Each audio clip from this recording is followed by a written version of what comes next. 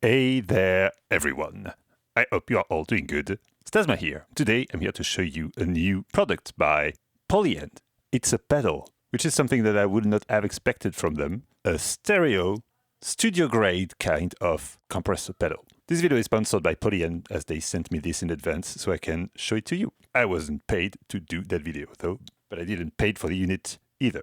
We are first going to check out what it is, and then I will give you a little course about what the hell is a compressor and how to use it. And we'll check this out on a few different machines and different situations. Let's go for it.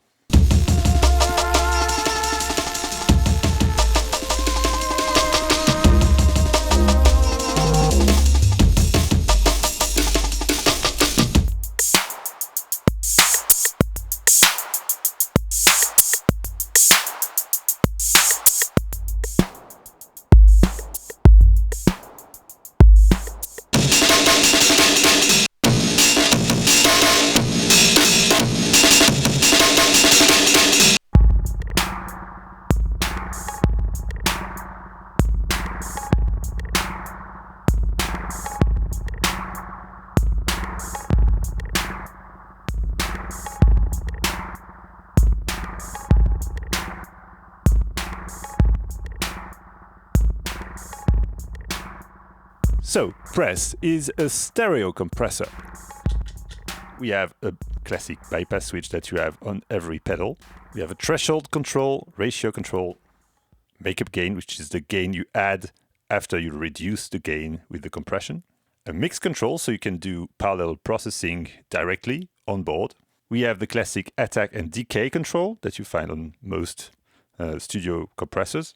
And we have a tilt EQ that's pretty great, actually. This way we'll emphasize the treble and this way emphasize the bass.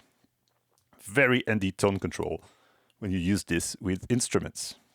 Even it can be used as some sort of a DJ quick tonal control if you use this on a full master bus. There is also a sidechain filters, which is something that you don't find in most pedals, which will let you choose the exact frequency part of your signal that you want to start the compressor. Talking about the external sidechain, let's have a look at the back of the unit. Here we have our external sidechain input, so we can plug whatever we want to activate the compressor. This true output is actually the sidechain that you can get back from here, the clean sidechain. Here you have a switch to choose if you want to use it on a mono instrument or on a stereo line stuff. And we have the ins and outs on stereo jacks. And of course the 9-volt power supply input.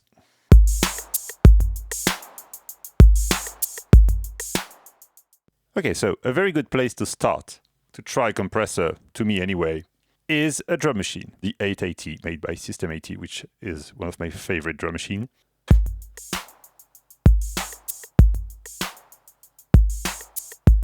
So one of the specifics of this kind of drum machines is that it has extreme transient.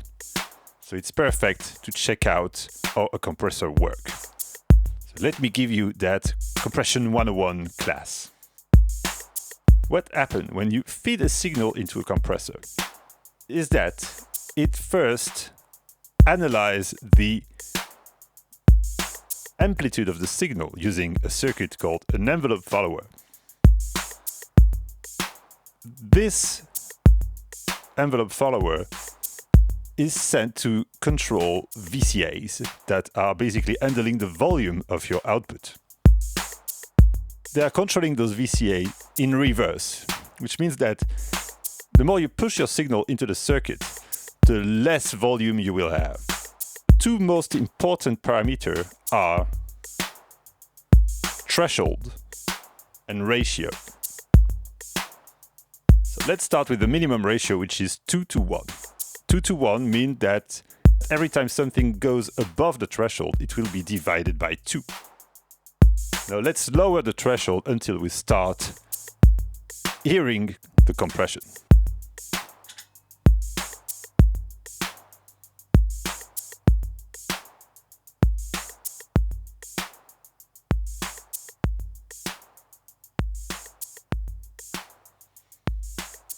So you can hear that we have much less volume than before. Which is why most compressors have something called makeup gain, which is here to compensate the volume loss. When you manage to match the clean signal and the affected signal, you can clearly hear the effect of the compression. Here I have something quite metronomic. And here I have something that moves and breathes a little because I'm compressing way too much. I could compress even more by augmenting the ratio.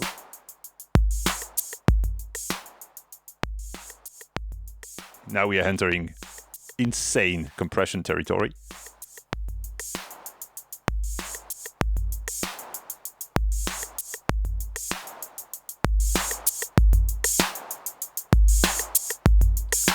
So we get all the noise from the clap that's going back at us in between the kicks. Now, the attack and release are basically the control that you have over your envelope follower.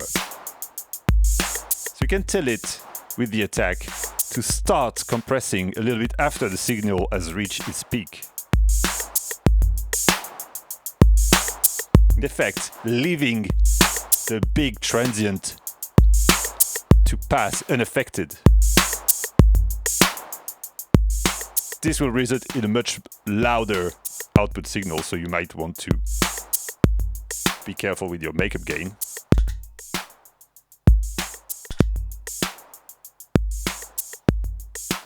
The release is how much time it will take until the compressor reaches back the normal volume.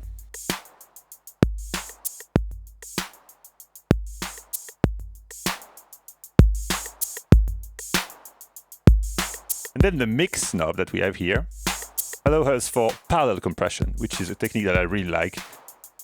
And the main example of this is on drums. It's called the New York compression for a time. Basically, you really compress like an idiot. Crazy. My favorite way to do this is to let the transient pass and compress super heavily after it. So we have just some boom, boom. Maybe a bit less, like this. So if we put the mix at 0, we hear our original signal. Nothing changed. Here we can blend a little bit of our over-compressed signal.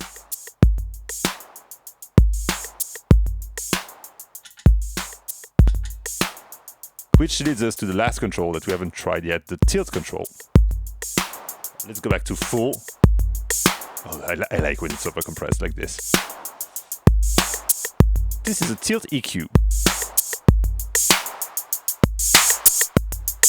On this side, you kill the bass and emphasize the trebles, and the opposite on the other side. This comes in handy in a lot of situations, especially for parallel processing.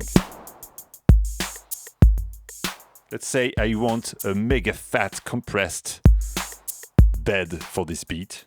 I can leave the setting as it was and just dial in a little bit of that without.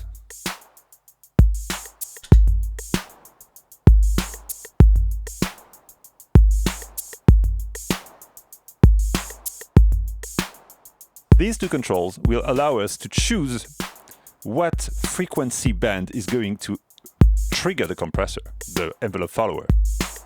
Let's go back to something more classic. So here I'm going to start to lower the threshold.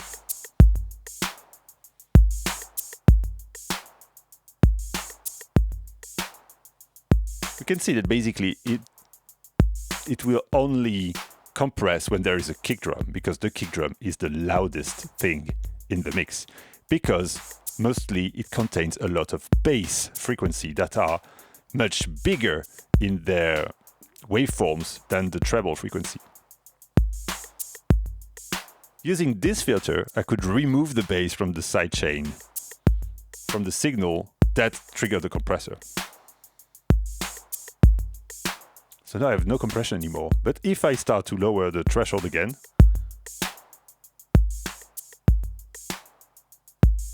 I see that I now have compression when the kicks hit, but also when the snare hits.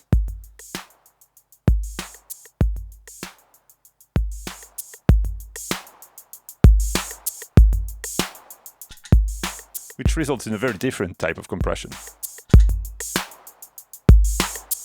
This one does change the color of the sound much more.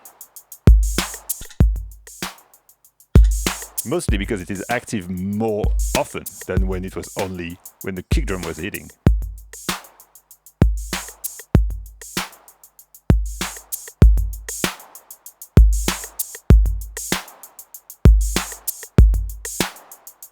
You also have this second filter, which is a low-pass filter that will remove the high frequency.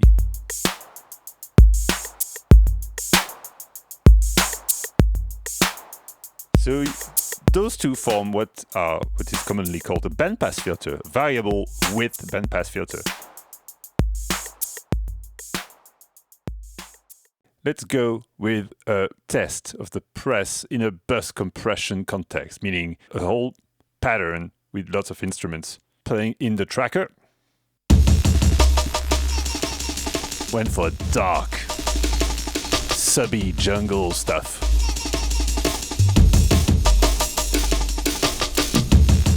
Like it. Some additional polysynth pads. So, what we are going to try to do here is to see how the press behave on something like this. I am basically in the basic settings, and this is my usual glue compression or master bus compression. I'll set the attack not at its minimum, just to make sure. Ratio at minimum, 2:1 here.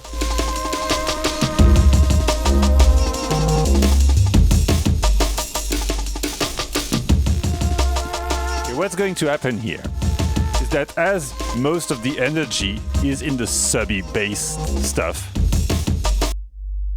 you hear that? So this is this part of the track that is going to trigger the compression and not the breakbeats. This does a quite cool side effect that I like when the breakbeats are on, is that it basically reduces the volume when the bass hits, and then as the decay of this is very long, even with the minimal decay here, I mean it's the decay of the sound itself that is very, very long. So you get that boom, and then the breakbeats fade back in a little bit. Make it more pronounced.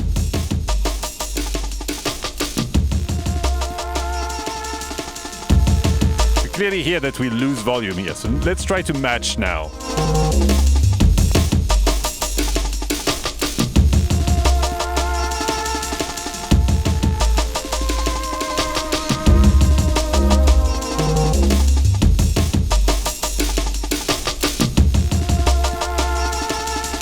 We are not compressing that much, and it's kind of hard to hear, but it does a good job at just gluing everything together. Now what we could want to do as well would be to make this a little bit more shiny.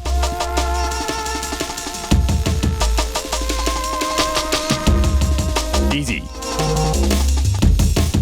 Now this feels very dark.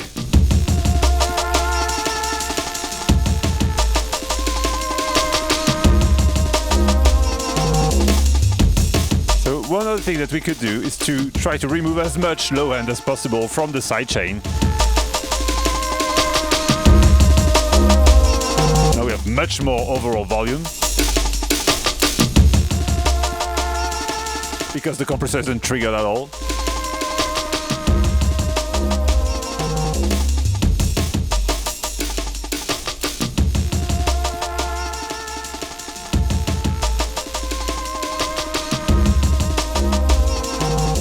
So now, as it's not only the big boom bass thing that are triggering the compressor, everything gets massaged a little bit more.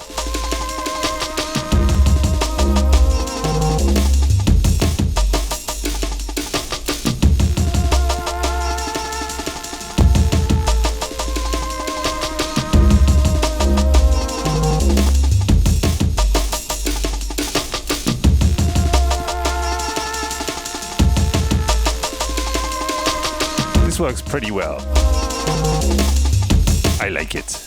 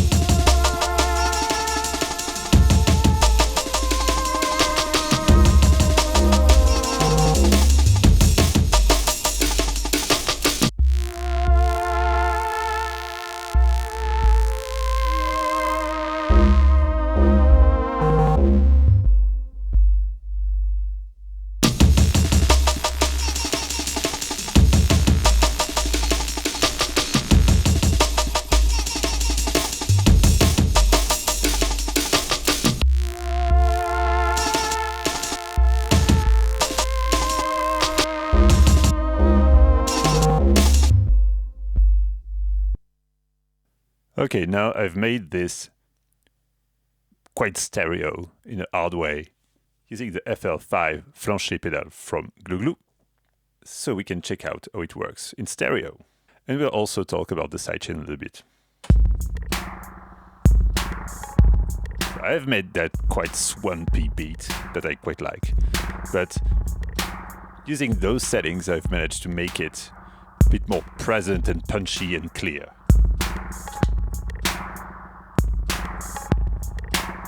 Tiny bit of tilt to the treble. Quite heavy compression, it's not that insanely, how to say, overpowering.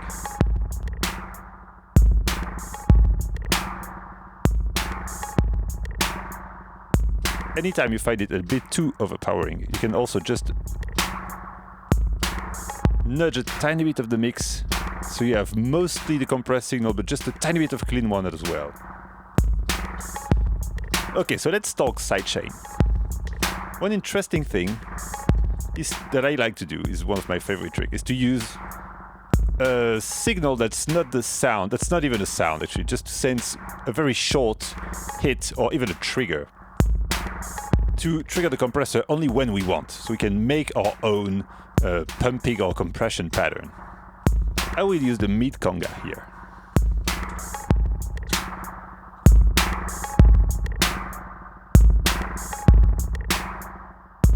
So now, as I have engaged the external sidechain, there's no compression because there's no hit. Let me place a few.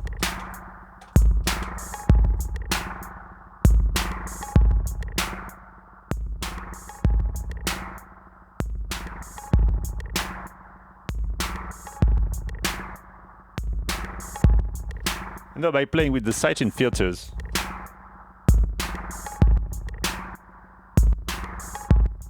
and envelope settings,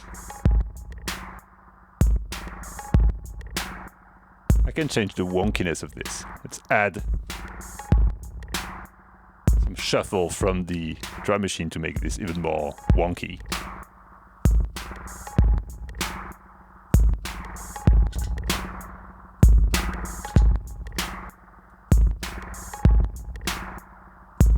Visit from the cat. If I want to trigger this only with the snare drum, for example, I can take the snare output, but it removes it from the mix, while the true cup can come in handy.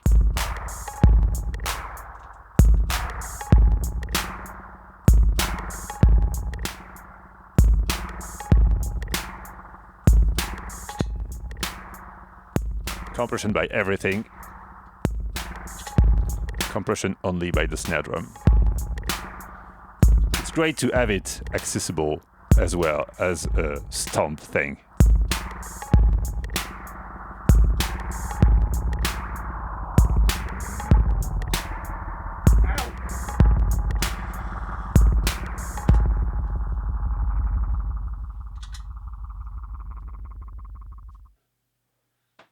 Here is another very interesting suggested setup from the press manual that takes advantage of a very unique feature that this thing has, which is the true sidechain output that we mentioned before. So what I have here is a good old jungle beat. Lots of time stretch going on. I haven't made it too complicated, so it's just an example. Just wanted to make it early day breakcore kind of super harsh. So I'm using the Dream Reaper Fuzz pedal. So I might want to control a little bit more to shape the sound of this. Because one of the disadvantages of fuzz and massive saturation like this is that it will just make your signal look like a wall of noise with no dynamic at all. So if I try to compress it, for example,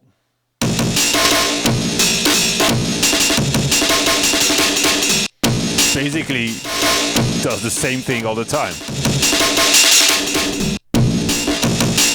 Apart from filtering it, there's not much that I can do. But thanks to the sidechain and its true output, what I've done here is that I've sent the output of the tracker in mono, even though the sidechain and sidechain output are stereo as well. For the sake of this test, I did it in mono.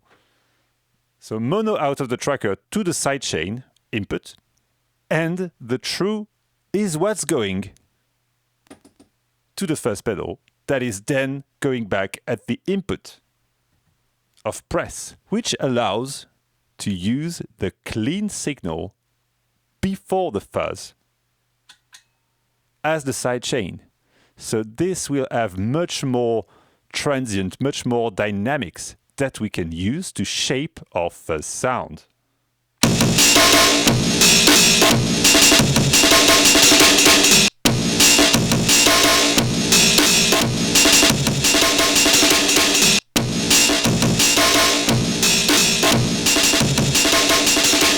By setting the attack quite slow, we get the transients of the clean signal that passes through before acting on the compressor, so we get more punchy fuzz tone.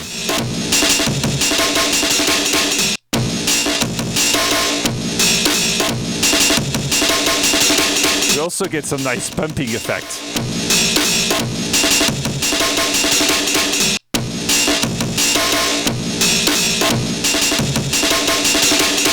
It also does have quite a big headroom. We can go into it like crazy before it starts overdriving.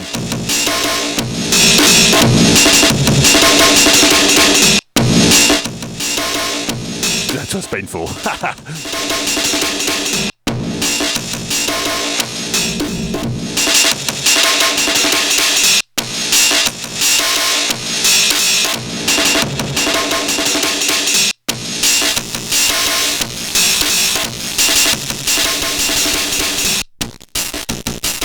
Same here. With too much bias, we get that sort of gated fuzz sound that I quite enjoy on breakbeats. Make them sound like they are going through a broken radio of some sort. This also does not have that much dynamic interest in its waveform. And using that sidechain trick, we can make it much more punchy.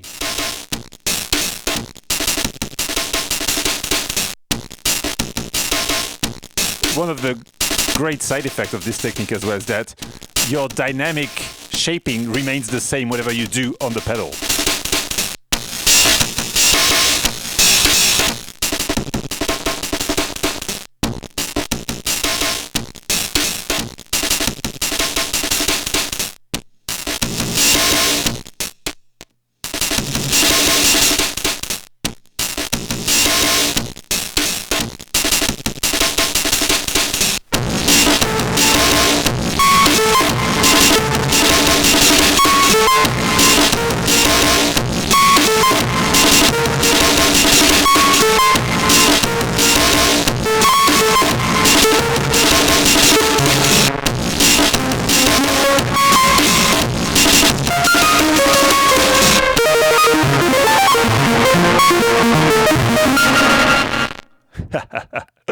Nonsense. I love it.